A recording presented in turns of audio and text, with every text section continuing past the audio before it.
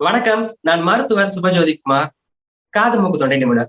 இன்னைக்கு ஸ்னோரிங், கொரட்டை எதனால வருது, அது எந்த மாதிரி பாதிப்புகளை ஏற்படுத்த நார்மலா தூங்கும் பொழுது எல்லா தசைகளுமே ரொம்ப ரிலாக்ஸ் ஆகுது. அப்போ ரிலாக்ஸ் ஆகும் பொழுது சுவாசிக்கிறதுக்கு போதிய இடம் இருக்காது. அப்போ நார்மலாவே தூங்கும் பொழுது சுவாசிக்கிறதுக்கு கொஞ்சம் கஷ்டம். அதுவும் எடை கூடுதலா இருக்கிறவங்களுக்கு வாய் பகுதியிலையும் மூக்கு பகுதிக்கும் ஃபேட் அங்கங்க அடைக்கிறதால மூக்குல வாயில காத்து போறதுக்கு ரொம்பவே இடம் இல்லாம போயிடும். அப்படி இடம் இல்லாம போகும் பொழுது அந்த காத்து ஒரு சத்தத்தோட அப்ஸ்ட்ரக்ஷனோட போகும். இப்ப நார்மலா வெட்ட வெளில காத்து போகும்போது சத்தமே இருக்காது. ஏதாவது ஒரு தடுப்புல காத்து பட்டுச்சு அப்படின்னா சத்தம் வரும் இல்லையா? அதே மாதிரிதான் மூக்குல ஃப்ரீயா காத்து போடும் பொழுது நார்மலா இருக்கிற அதே மூக்கு ஒரு தடுப்பு இருக்கும் பொழுது அது கொரட்டையா மாறுது. இது குழந்தைங்களுக்கும் வரலாம், பெரியவங்களுக்கும் வரலாம்.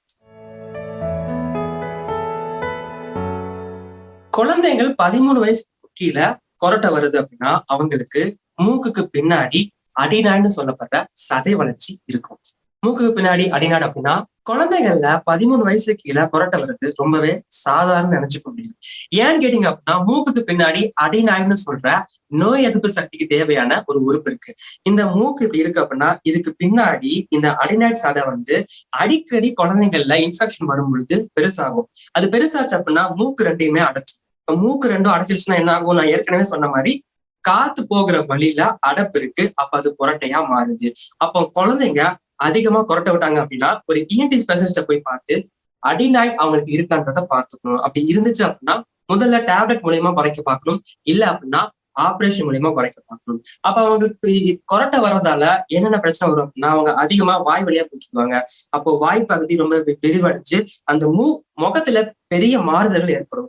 அது அடிநாய்ட் ஃபேஷியஸ்ன்னு சொல்லுவாங்க. அந்த முகமே அடிநாய்ட் மூஞ்சின்னு சொல்லுவாங்க. அந்த பெரிய மாற்றங்கள் ஏற்படும். அப்போ இவ்வளவு பிரச்சனைகள் இருக்கும் பொழுது குழந்தைங்களுக்கு அடிநாய்ட் வளர்ச்சி இருந்துச்சு அப்படின்னா கண்டிப்பா கொரட்டை தான் காரணமா இருக்கும். அந்த கொரட்டைய போய் ஒரு இஎன்டி டாக்டர் போய் பார்த்து கண்டிப்பா என்ன ட்ரீட்மெண்ட்ன்றத கேட்டு தெரிஞ்சுக்கணும். நம்மளோட சராசரி எடை சரியான அளவு இருக்கா அப்படின்றத பிஎம்ஐ வச்சு சொல்லிக்கலாம். பாடி மாஸ் இண்டெக்ஸ் அது 25 வரைக்கும் இருந்தா நார்மல். 18ல இருந்து 25 வரைக்கும் தான் நார்மல். 18 கீழே போனாலும் பிரச்சனை. 25க்கு மேல போச்சு அப்படின்னா அவங்களோட உடல் இடையானது ரொம்ப அதிகமா இருக்குன்னு. 30க்கு மேல இருந்துச்சு அப்படின்னா ரொம்பவே அதிகமா இருக்கு. கண்டிப்பா அவங்க ஏதாவது ட்ரீட்மெண்ட் எடுத்துக்கணும். 26ல இருந்து 30 வரைக்கும் இருக்கவங்களுக்கு வெறும் கொரட்டை மட்டும் தான் இருக்கு. அதுவே 30க்கு மேல இருக்கவங்களுக்கு அந்த கொரட்டை ஒரு வியாதியா மாறும். இந்த வியாதி என்னன்னு கேட்டீங்க அப்படின்னா அப்ஸ்ட்ரக்டிவ் ஸ்லீப் ஏப்னியா. அதாவது மூச்சு விடுறதுக்கு பிளாக்கேஜ் இருக்கு. அந்த பிளாக்கேஜ் எந்த அளவுக்கு சிவியரா இருக்குன்னு கேட்டீங்க அப்படின்னா அந்த நபரை கழுத்தை நெரிக்கிறது போல. ஏப்னியா அப்படின்னா மூச்சு இல்லாத தன்மைன்னு அர்த்தம். கழுத்தை நெரிக்கிறது போல ரொம்ப மோசமான ஒரு காற்று போகாத நிலையை ஏற்படுத்தி அந்த நபரோட உயிருக்கு பாதிப்பை ஏற்படுத்துற அளவுக்கு சிவியரா மாறிடும். அப்போ ஆரம்பத்துல வெறும் கொரட்டையா மாறுறது, அதுக்கப்புறம் அப்ஸ்ட்ரக்டிவ் ஸ்லீப் ஏப்னியாவா மாறுது. அப்போ இந்த கொரட்டை இருக்கும் பொழுதே அவங்களோட பிஎம்ஐ எப்படி இருக்குன்னு பார்த்துட்டு நிறைய எக்ஸசைஸ் பண்ணி எடையை குறைக்க ட்ரை பண்ணணும். அப்போ கொரட்டையோட அளவும் குறைய ஆரம்பிச்சிடும். இந்த இடத்துலயே சரி பண்ணிட்டீங்க அப்படின்னா ரொம்பவே ஈஸி. இதுவே நீங்க அப்ஸ்ட்ரக்டிவ் ஸ்லீப் ஏப்னியா சொல்லப்படுற வியாதியை கொண்டு போய் விட்டீங்க அப்படின்னா நீங்க நிறைய பிரச்சனைகளை சந்திக்க நேரிடும். ஒரு இஎன்டி டாக்டர் பார்க்கணும். தூங்கும் பொழுது உங்களுக்கு ஸ்லீப் எண்டோஸ்கோபின்னு சொல்லப்படுற ஒரு விசேஷ டெஸ்ட் பண்ணி பார்த்து தூங்கும் பொழுது உங்களுக்கு பாடி சோனோகிராஃபி பண்ணி பார்த்து அந்த கொரட்டை உங்களுக்கு அப்ஸ்ட்ரக்டிவ் ஸ்லீப் ஏப்னியாவை ஏற்படுத்துதான்னு பாக்குறதுக்கு ஏப்னியா ஹைபாப்னியா இண்டெக்ஸ்னு ஒரு இண்டெக்ஸ் பார்ப்பாங்க. அதாவது ஒரு மனிதன் 1 மணி நேரத்துக்கு 5 தடவைக்கு மேல எந்திரிக்கிறாங்க அப்படின்னா அந்த கொரட்டையானது அப்ஸ்ட்ரக்டிவ் ஸ்லீப் ஏப்னியாவா மாறி அவங்களோட கழுத்தை நெரிச்சு அதிகப்படியான பிரச்சனை ஏற்படுத்தி அவங்களுக்கு ஏப்னியா வரவழைக்குது. அதாவது மூச்சற்ற தன்மையை வரவழைக்குதுன்னு அர்த்தம். அப்போ இதெல்லாம் பார்த்து அவங்களுக்கு ஓஎஸ்ஏன்னு சொல்லப்படுற அப்ஸ்ட்ரக்டிவ் ஸ்லீப் ஏப்னியா இருக்கான்னு கண்டுபிடிக்க வேண்டியது வரும். அதுக்கப்புறம் ட்ரீட்மெண்ட்டும் ஒரு ட்ரீட்மெண்ட் கிடையாது. இதுக்கு என்னென்ன காரணங்கள் இருக்கோ எல்லாத்தையும் சரி பண்ணணும். ஒண்ணு எடையை குறைக்கும். 2வது ஆபரேஷன் மூலியமா மூக்குல இல்ல தொண்டை துவாரத்துல போற அந்த சின்ன சின்ன வழியை கூட சரி பண்ணி விடணும்.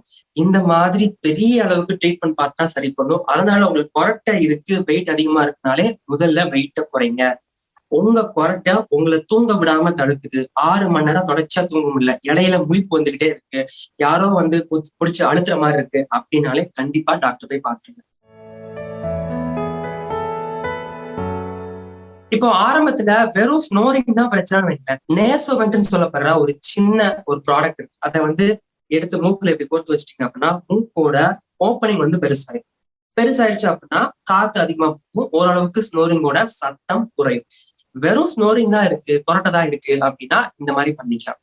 அதுக்கப்புறம் கண்டிப்பா எடையை குறைச்சு இந்த மாதிரி நேசோமெட்னு சொல்லப்படுற இந்த டிவைஸ் வச்சீங்கனாலே ஓரளவுக்கு 60% பேஷண்ட்ஸ்க்கு சரியாயிடும். அடுத்து டான்சில் சதை வளர்ச்சி பெருசாச்சு அப்படின்னா டான்சில் ஆப்ரேஷன் பண்றது மூலியமாவோ இல்ல குழந்தைகளுக்கு அடிநாடு ஆப்ரேஷன் பண்றது மூலியமாவோ இதை குறைக்கலாம். இப்படியும் குறைக்கல அப்படின்னா மருத்துவர்கிட்ட போய் பெரிய அளவுக்கு ஒரு அறுவை சிகிச்சை பண்ணி வாய் துவாரத்தை பெருசா பண்ணா மட்டும்தான் இந்த கொரட்டை அதிகப்படியா போகும்பொழுது அப்ஸ்ட்ரக்டிவ் ஸ்லீப் அப்னியா இதெல்லாம்